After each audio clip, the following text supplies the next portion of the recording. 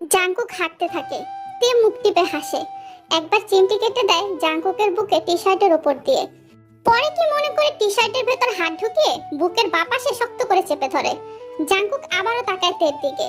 তে দাঁত কেলিয়ে জবাব দেয়, চেক করছি আপনি মানুষ নাকি এলিয়েন। আমারও চেক করা দরকার, তোমাকে ঠিক কিসে লারে? চেক করার কি আছে, আমি নিজেই বলে দিচ্ছি আমাকে শয়তানে লারে, আর আপনাকে মানুষ বানাতে বলে। জাংকুক দীর্ঘশ্বাস ফেলে। কপাল করে বউ পেয়েছিল, জাদুঘরে তুলে রাখার মতো।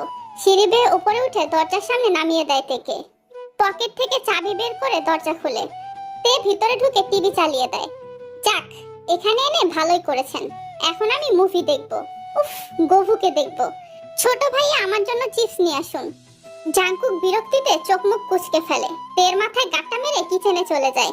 তে মাথায় হাত বুলিয়ে টিভি অন করে চিল্লিয়ে বলে, ভাবছি গ্র্যাভিয়েলের নেক্সট মুভির নায়িকা আমি হব। জাংকুক রান্নাঘর থেকেই একটা টমেটো তের মাথায় ছুঁড়ে মারে। সত্যি মাথায় গিয়ে লাগে।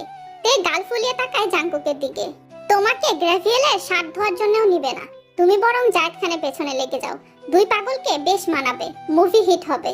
তে ভেঞ্চি কাটে। জায়েদ খানও আপনার থেকে ভালো, অন্তত রোমান্টিক গান গাইতে পারে। আপনি তো করলা গেলা ছাড়া কিছুই পারেন না। তোমাকেও গিলতে পারি, গিলে দেখাবো। সাথে সাথে তে দুই হাতে মুখ চেপে ধরে।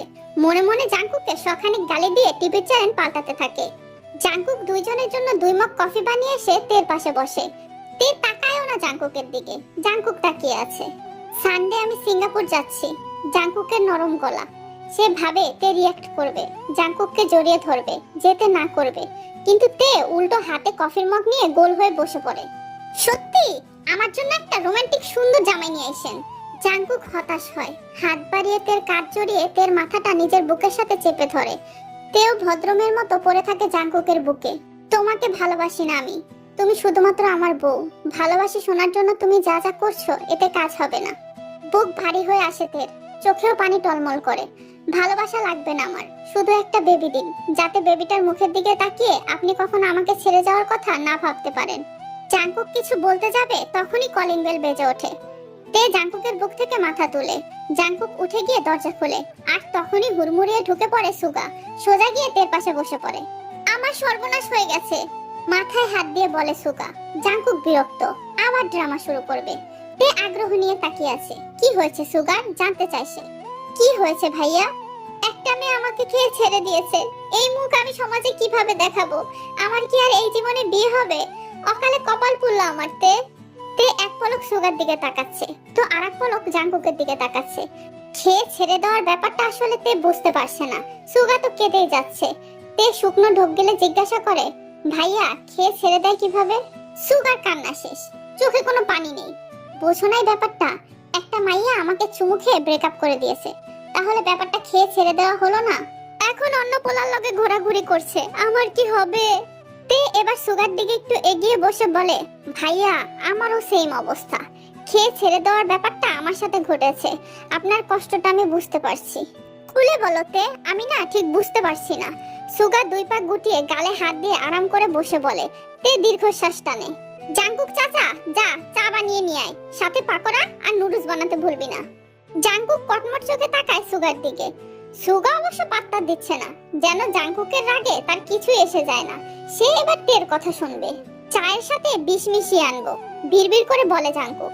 সুগার কানে অবশ্য পৌঁছেছে কথাটা, তবে সে মনোযোগ নষ্ট করবে না। জাংকুক চাচাকে পরে দেখে নেওয়া যাবে।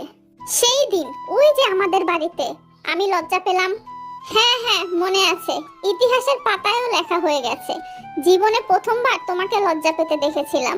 তারপর শেখ হাসিনাকে বলে তোমার নামটা ইতিহাসের পাতায় কাজী নজরুলের বইয়ের পাশে লিখে দিয়েছি আমি। খানিকটা ভাব নিয়েই জবাব দেয় সুগা। জাংকুক কিচেনে যাওয়ার জন্য পা এগোচ্ছিল। সুগার কথা শুনে থেমে যায়। বলা বাহুল্য, এই 2 পাগলের কথা শুনতে জাংকুকের মন্দ লাগে না, মনে মনে ভীষণ এনজয় করে। তে ভাবনায় পড়ে যায়, এত মানুষ থাকতে কাজী নজরুল ইসলামের বউয়ের পাশেই কেন? প্রশ্ন করতে যাবে, তখনই সুগা আবারও বলে, তে জলদি বলো, আমার কান্না কান্না ভাব ফুরিয়ে যাচ্ছে, কষ্ট ধামাচাপা পড়ে যাচ্ছে। তোমার কথা শুনে তো আবার আমিও বলবো। হ্যাঁ হ্যাঁ বলছি, সেই দিন উনি মানে বুইরা বেটা আমার সাথে নিকনিক করেছে, তারপর আবার উনির এক্সের কাছে যাওয়ার প্ল্যানিং করছে। সুগা মাথা চুলকায়। নিকনিক শব্দটা সে ঠিক বুঝতে পারছে না। নিকনিকটা কি তে? আরে চুমু খেয়েছে। ও আচ্ছা, বলতে বলতেই সুগা লাফিয়ে ওঠে, চিল্লিয়ে বলে কি। জাংকুক দুই হাতে কান চেপে ধরে, তেও ভয় পেয়ে যায় সুগার চিৎকারে, ভীত চোখে তাকায় সুগার দিকে। চুমু, তাও আবার জাংকুক চাচা। তে ভয়ে ভয়ে মাথা নাড়িয়ে সম্মতি জানায়। জাংকুক বিরক্তিতে চোখ মুখ খিচে ফেলে। আমি আগেই আন্দাজ করেছিলাম। তে তোমাকে আমি পরামর্শ দিচ্ছি, এই বেড়ার পেছনে আঠার মতো লেগে থাকো। ভারী বজ্জাত জাংকুক চাচা। আমার সাথে কি করেছিল জানো? তে মাথা নাড়ায়, মানে সে জানে না। আমার বিয়ে ভেঙে দিয়েছিল, মেয়ে পটাতে গিয়েছিলাম, দুজন ভালোই হাত ধরে হাঁটছিলাম, তখনই ধমক দিয়ে দেয় মেয়েটাকে। অকালে বিধবা হয়ে যাই আমি। আমাকে বিধবা করে দিয়ে এখন নিজে চুমুর প্রতিযোগিতায় নেমেছে। সুগার কথায় চাপা রাগের আভাস পেয়েছে তে। কিন্তু আমার কপাল কত ভালো তুমি জানো তে? সেই মাইয়া আজকে আবারও আমার সামনে পড়ছিল এবং টপাস করে একটা চুমু দিয়ে আরেকটা ছেলে হাত ধরে চলে গেছে। সুগার কথা বিশ্বাস করে নাইতে, তখনই জাংকুক বলে ওঠে, তোর ওই বাদরের মতো মুখে কোনো মেয়ে কিস করবে? দুই পাগল এক জায়গায় থাকলে ফ্রিতেই জোকস শুনতে পাওয়া যায়। আমার কপালেই জুটেছে দুটো। ডিসগাস্টিং। তে ফুঁসে ওঠে। দুদিন পরে যখন গবুর সাথে মুভি করব না, তখন বুঝবেন পাগল নাকি নায়িকা, আফসোসও করবেন। হ্যাঁ, আমিও যখন গবুর ওই এক্স নায়িকার সাথে মুভি করব না, তখন বুঝবি বাদর নাকি নায়ক। জাংকুক রাগে হিস করে বলে, মাইর খাওয়ার আগে আমার চোখের সামনে থেকে বেরিয়ে যা তোরা। ইচ্ছে করে এসেছি নাকি? কিডন্যাপ করে এনেছেন আমায়, তাও আবার কোলে নিয়ে। আঙ্গুল তুলে বলেতে, আমিও ইচ্ছে করে এসেছি নাকি? এক্স গার্লফ্রেন্ডকে আরেক বেটার সাথে দেখে আবেগের বশে তোর বাড়িতে চলে এসেছি। তখন আমার আবেগ কাজ করেছিল, বিবেক কাজ করলে অ্যাটলিস্ট তোর বাসায় আসতাম না। জাংকুক চুপচাপ কিচেনে চলে যায়। এদের সাথে কথা বলতে গেলে মাথা নষ্ট হয়ে যাবে। তে ফিসফিস করে বলে, দেখলেন ভাইয়া, ঝগড়া করে জিততে পারেনি বলে পালিয়ে গেল। সুগা হাইফাই করে তের সাথে। তে শুনো, পাশের ফ্ল্যাটে একটা মেয়ে আছে, নাম জিমিন। এতদিন আমার সাথে মেসেঞ্জারে সংসার করেছে, কিন্তু কাল থেকে কথা বলছে না। এখন তুমি ওই ফ্ল্যাটে যাবে, মেয়েটাকে টেনে হিঁচড়ে নিয়ে আসবে। আমি ওই রুমে থাকবো। তুমি মেয়েটাকে ওই রুমে দিয়ে বাইরে থেকে দরজা বন্ধ করে দিবে, বুঝেছো? তে একটু ভাবে, তাহলে আমাকেও এভাবে জাংকুকের সাথে রুমে বন্ধ করে দিবেন, কথা দিন। ঠিক আছে, পাক্কা।